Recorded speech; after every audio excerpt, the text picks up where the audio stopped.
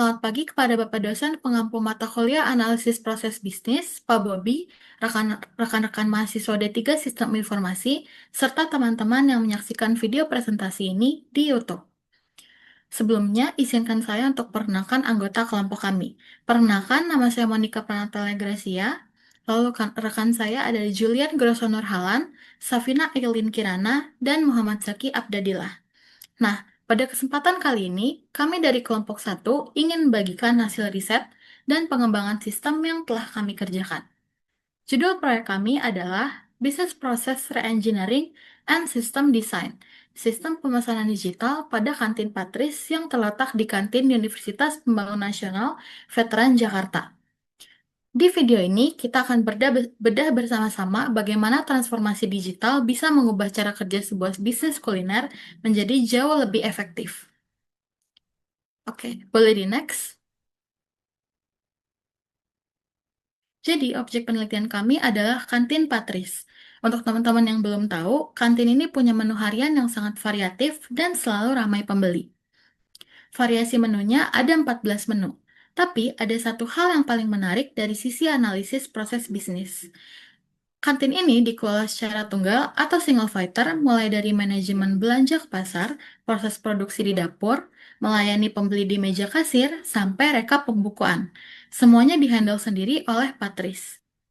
Bisa dibayangkan ya, saat jam sibuk seperti makan siang, benturan beban kerja atau bottleneck operasional pasti terjadi.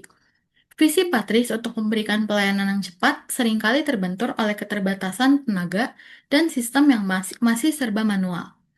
Lewat video ini, kami ingin mendemonstrasikan bagaimana sistem yang kami bangun bisa menjadi solusi. Tapi sebelum masuk ke teknis sistemnya, kita harus tahu dulu apa saja sih titik masalah atau pain points utama yang ada di lapangan. Bagian ini akan dikupas secara dalam oleh rekan saya, yaitu Safina.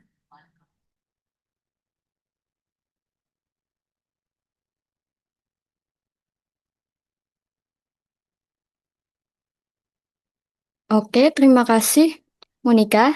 Lalu semuanya di sini saya akan melanjutkan pembahasan mengenai titik masalah di kantin Pak Kris menggunakan pisau analisis kerangka kerja bisnis. Berdasarkan data yang kami kumpulkan, dari observasi langsung dan wawancara, kami memetakan beberapa masalah utama. Yang pertama yaitu dari aspek performance dan efisiensi. Alur pelayanan di kantin ini sering melambat karena Pak Kris harus bolak-balik dari meja kasir ke dapur secara fisik hanya untuk mengecek apakah bahan mie ayam atau bakso masih tersedia atau sudah habis. Proses manual ini membuang banyak waktu produktif. Dan yang kedua yaitu dari segi information and control. Nah, karena semua pencatatan pemasukan biaya belanja operasional masih ditulis dengan tangan di buku tulis, Patris yang sudah kelelahan setelah seharian jualan seringkali lupa mencatat. Akhirnya data keuangan pun jadi sering tidak sinkron. Rawan salah hitung kembalian dan risiko buku fisik tersebut rusak atau basah di area dapur sangat besar. Selanjutnya, dari aspek ekonomi. Ketiadaan kontrol stok yang terstruktur memicu kerugian tersembunyi seperti bahan baku sisa yang membusuk karena tidak terpantau dengan baik. Nah, yang terakhir yaitu dari aspek servis. Pembeli seringkali mengalami ketidakpastian layanan karena pesanan lisan rentan salah dengar saat kantin sedang padat-padatnya. Nah, masalah inilah yang menjadi dasar kuat bagi kami untuk melakukan perancangan ulang sistem. Nanti di bagian akhir, saya juga akan memperlihatkan bagaimana pengujian black box membuktikan sistem ini. Pengujian black box ini akan membuktikan sistem ini bisa menyelesaikan masalah tersebut. Sekarang, mari kita lihat apa saja kebutuhan sistem yang kami rancang yang akan dijelaskan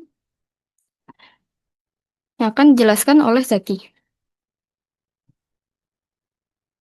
Oke, terima kasih Zafina, rekan-rekan penonton dan Bapak dosen sekalian untuk menjawab semua pain points tadi. Kami merumuskan spesifikasi analisis kebutuhan sistem Tujuannya jelas, aplikasi yang dibangun harus tepat sasaran, ringkas, dan tidak membuat Pak Tris bingung saat mengoperasikannya. Mari kita lihat dari kebutuhan fungsionalnya. Fitur utama yang wajib ada adalah kemampuan sistem untuk melakukan pengecekan stok bahan baku secara otomatis di database begitu pelanggan mengirimkan pesanan lewat web. Jadi sistem harus bisa mengunci menu secara real time kalau stoknya habis. Selain itu, sistem harus menyediakan form input pengeluaran harian dan dashboard finansial otomatis bagi Pak Tris selaku admin, sehingga laba bersih bisa langsung terhitung otomatis tanpa kalkulator manual lagi. Sistem juga wajib memunculkan peringatan visual atau alert kalau stok bahan baku sudah menipis. Sedangkan dari sisi kebutuhan non-fungsional, ada aspek security, berupa pemisahan hak akses antara halaman pelanggan dan panel admin agar data keuangan tidak bisa dimanipulasi. Kemudian aspek performance, pengolahan keranjang belanja kami kunci dari sisi klien menggunakan manajemen status aplikasi terintegrasi. Jadi performanya sangat instan di bawah 1 detik tanpa loading halaman. Terakhir adalah aspek usability yang responsif. Karena sistem ini sering diakses lewat HP.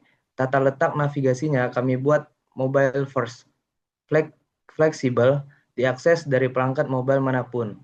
Seluruh fitur ini mengintegrasikan ke 14 menu utama kantin Pak Tris yang datanya sudah dikunci di dalam sistem.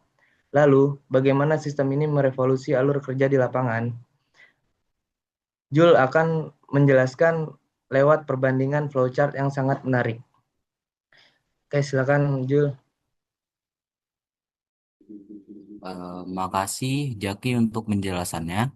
Teman-teman sekalian, poin esensial dari mata kuliah analisis proses bisnis ini adalah konsep bisnis proses reengineering atau BPR. Di sini kami melakukan perombakan radikal. Fokus kami bukan cuma memindahkan catatan kertas ke layar digital, tapi memotong langkah-langkah manual yang tidak efisien. Yuk kita lihat perbandingannya pada proses as-is atau proses bisnis yang lama. Alurnya sangat panjang dan melelahkan. Pelanggan pesan lisan, Pak Tris jalan ke dapur cek bahan baku, kalau habis balik lagi ke pelanggan untuk minta ganti menu. Ada pemborosan waktu operasional yang besar di sana. Belum lagi ya proses hitung harga di kepala dan catat buku tulis di akhir hari yang rawan salah hitung. Nah, bandingkan dengan proses to be yaitu sistem baru yang kami usulkan. Langkah manual tadi kami eliminasi total menggunakan otomatisasi teknologi. Pelanggan tinggal buka web, pilih menu, dan klik pesan. Detik itu juga sistem langsung mengeksekusi validasi stok di database. Kalau stok bahan bakunya kosong, sistem langsung menampilkan status stok habis di layar pelanggan. Jadi langkah Pak Tris untuk bolak-balik ngecek dapur berhasil dipotong 100%. Pak Tris cukup fokus di dapur untuk memasak sesuai pesanan digital yang masuk ke handphonenya. Begitu makanan disajikan dan pembayaran diterima, Pak Tris tinggal klik konfirmasi pembayaran. Dan sistem otomatis memotong stok bahan, mencatat omset, dan memperbarui grafik laba sampai rugi di dashboard admin secara real time. Proses bisnis jadi jauh lebih cerdas dan ramping. Selanjutnya, detail permodelan, data, dan pembuktian performa sistem akan dirangkum kembali oleh Monica. Oke, terima kasih Julian untuk pemaparannya. Nah, selanjutnya kami akan menjelaskan tentang diagram alir data atau DFD. Pada level 0, sistem menerima data pesanan dan pembayaran dari pelanggan serta daftar menu dan login dari Patris sebagai pemilik sekaligus pengelola. Sistem menghasilkan struk untuk pelanggan dan laporan penjualan serta notifikasi stok untuk Patris. Pada level 1, sistem terbagi menjadi 5 proses utama, yaitu manajemen pesanan, manajemen menu, proses pembayaran, manajemen stok, dan pelaporan. Kelima proses tersebut saling terhubung melalui penyimpanan data yang meliputi data menu, pesanan, transaksi, dan stok bahan baku. Oke, boleh di next. Lalu selanjutnya ada IRD dan use case. Sistem memiliki 6 entitas utama, yaitu menu, pesanan, detail pesanan, transaksi, stok, dan pengguna yang saling berelasi. Setiap pesanan memiliki banyak detail yang merujuk ke menu, dan setiap pesanan menghasilkan satu transaksi tercatat. Dari sisi use case, Patris sebagai satu-satunya pengguna memiliki akses penuh terhadap seluruh fitur sistem. Patris dapat mengelola data menu, menginput pesanan, memproses pembayaran, memantau stok bahan baku, serta mengakses laporan penjualan harian dan mingguan sebagai bahan evaluasi usaha. DFD, ERD, dan use case bisa dilihat secara lengkap di laporan proyek kami. Oke, boleh di next. Lalu selanjutnya ada wireframe system. Halaman utama atau beranda menampilkan header navigasi berisi menu beranda, menu, riwayat, dan lacak pesanan, dilengkapi tombol keranjang dan akses admin. Bagian atas menampilkan banner selamat datang dengan tombol lihat menu, diikuti 3 kartu ringkasan yaitu jumlah pesanan antrian, pesanan aktif, dan estimasi waktu dalam menit. Di bawahnya terdapat bagian menu populer yang menampilkan daftar makanan beserta harga dan tombol tambah ke keranjang. Bagian paling bawah menjelaskan alur cara pemesanan dalam 4 langkah, yaitu pilih menu, tambah ke keranjang, konfirmasi pesanan dan nama, lalu ambil nomor antrian, dan bayar ke kasir. Oke.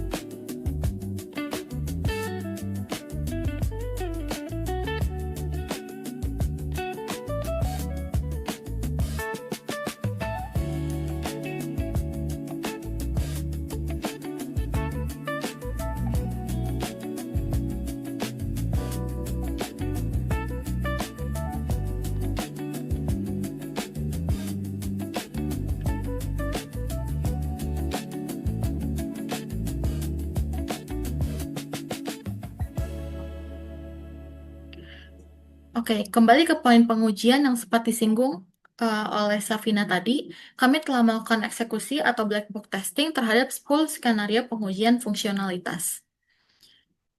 Oke, yang pertama, skenario pengujiannya itu ada akses halaman utama, kondisi normal, prosedurnya membuka alamat URL aplikasi web pada browser perangkat pelanggan atau admin, lalu hasil yang diharapkan itu sistem menampilkan halaman utama katalog menu dengan responsif.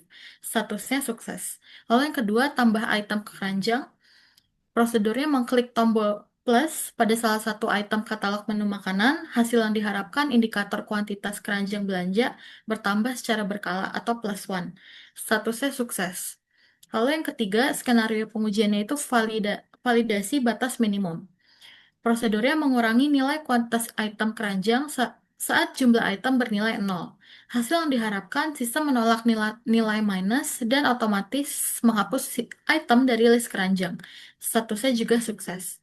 Yang keempat, otomatisasi check stop. Prosedurnya pelanggan memproses pengiriman pesanan menu makanan lewat antarmuka web. Hasil yang diharapkan, sistem melakukan validasi base data ketersediaan bahan secara otomatis. Statusnya sukses. Lalu yang kelima, penanganan stok habis. Prosedurnya pelanggan memilih menu dengan nilai variabel sisa stok 0 di database. Hasil yang diharapkan, tombol order dinonaktifkan otomatis dan muncul keterangan stok habis. Statusnya sukses. Lalu selanjutnya, boleh di next. Oke, lalu yang keenam, konfirmasi transaksi. Prosedurnya admin menekan tombol konfirmasi pembayaran di panel pesanan masuk. Hasil yang diharapkan, transaksi penjualan sukses terekam dalam database riwayat omset harian. Lalu statusnya sukses. Yang ketujuh, pengurangan stok otomatis. Prosedurnya menekan tombol konfirmasi bayar pada salah satu pesanan pelanggan. Hasil yang diharapkan, kuantitas inventaris bahan baku di dapur berkurang secara otomatis dan presisi. Statusnya sukses. Lalu yang ke-8, input pengeluaran. Prosedurnya, admin menginput data nominal pengeluaran biaya operasional harian. Lalu hasil yang diharapkan, grafik kumulatif laba rugi pada dashboard admin langsung terbarui. Statusnya sukses. Lalu yang ke-9, notifikasi stok menipis. Prosedurnya, mengurangi kuantitas bahan hingga berada di bawah nilai batas minimum. Hasil yang diharapkan, dashboard admin memunculkan alert warna peringatan restock bahan baku. Statusnya sukses. Lalu yang terakhir, 10 yang ke-10, akurasi nilai laba bersih. Prosedurnya, simulasi akumulasi total penjualan 200.000 dan pengeluaran 70.000. Dashboard menampilkan laba bersih 130.000 secara presisi tanpa galak. Statusnya juga sukses. Oke. Sebagai kesimpulan dari video presentasi kelompok kami, rekayasa ulang proses bisnis pada kantin Patris membuktikan bahwa teknologi digital mampu memberikan dampak transformatif bagi pelaku UMKM. Kita tidak hanya memotong waktu tunggu pelanggan dan menyederhanakan beban kerja Patris, tapi juga memberikan akurasi data finansial yang akurat demi keberlanjutan bisnisnya. Demikian presentasi dari kelompok 1 kepada Bapak dosen pengampu, Bapak Bobi. Kami sangat mengharapkan masukan, kritik, dan saran yang membangun untuk pengembangan proyek ini. Dan untuk teman-teman yang menonton di YouTube, jangan lupa untuk memberikan tanggapan di kolom komentar serta pertanyaan. Terima kasih banyak atas perhatiannya. Selamat pagi dan sampai jumpa.